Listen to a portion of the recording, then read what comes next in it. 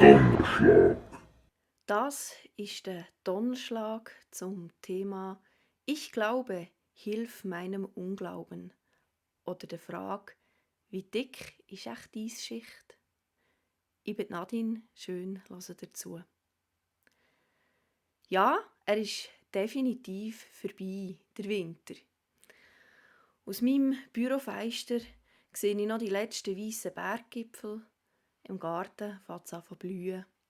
Die Ostern ist 4 Wochen schon vorbei und die Wintersaison 2021 definitiv passé. Für mich als begeisterte Wintersportlerin ist es trotz allen Einschränkungen ein guter Winter gewesen. Über 50 Skitage haben wir machen. Dazu verschiedene Winterspaziergänge, Schlittenfahrten und der Icewalk. Und der Icewalk, das ist etwas, wo mich immer wieder aufs Neue fasziniert und auch herausfordert. In Kandersteg gibt es den Öschinensee, einen wunderschönen, tiefblauen Bergsee, gute Quadratkilometer gross, umringt von Felsen.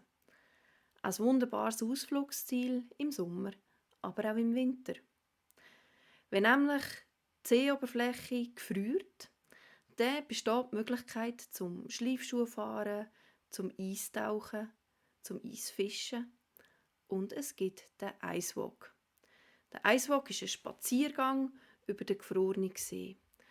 Und jedes Jahr, wenn der Icewalk offiziell freigegeben ist, was heisst mal, es ist gut, man kann drauf, dann stand ich am Seeufer und irgendwie bekomme ich so ein mulmiges Gefühl.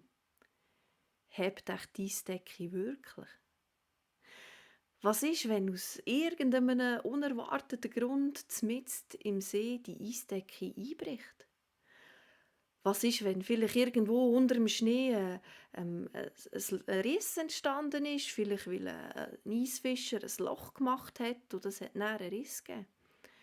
Solche Fragen kommen dann auf, die bringen Zweifel mit sich und bis zuletzt getraue ich mich voran eben dann doch nicht auf das Eis. Vorletzt habe ich im Zusammenhang mit dem Glauben etwas ganz Ähnliches gelesen. Mit dem Glauben sage ich es gerade so ähnlich wie mit einem zugefrorenen See. Das Eis, das werde nicht dicker, nur weil man daran glaube. Es wächst auch nicht, wenn man fester glaubt. Das Eis ist so dick, wie es ist. Und ob es einem trägt, das weiss man erst, wenn man wirklich draufsteht. Ich schaue zurück, 4 Wochen, auf die Ostertage, die durch sind. Wie jedes Jahr haben wir unsere Familientraditionen gelebt, haben zusammen Eier angemalt, die Kinder Osternestchen versteckt, mindestens einmal Ben Hur geschaut und einen Ostergottesdienst besucht. Und auch da kommen immer wieder alle Jahre die gleichen Gedanken, Gefühle und Fragen auf, beim Überdenken vom Karfreitag und von der Tragik vom leidenden Jesus. Nämlich die Frage nach dem Warum.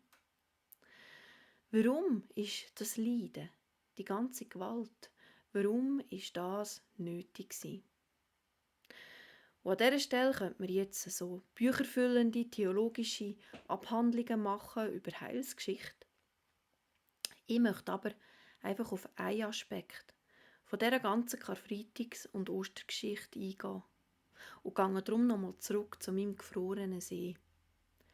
Das Eis wird nicht dicker, nur weil du daran glaubst. Und ob es dich trägt, das weisst du erst, wenn du draufstehst. Für mich ist das eine Erklärung. Jesus ist demonstrativ aufs Eis gestanden. Nicht zögerlich, sondern entschlossen. Damit jeder, auch ich, der noch so zögernd am Ufer stehe, damit jeder sieht, das Eis hebt.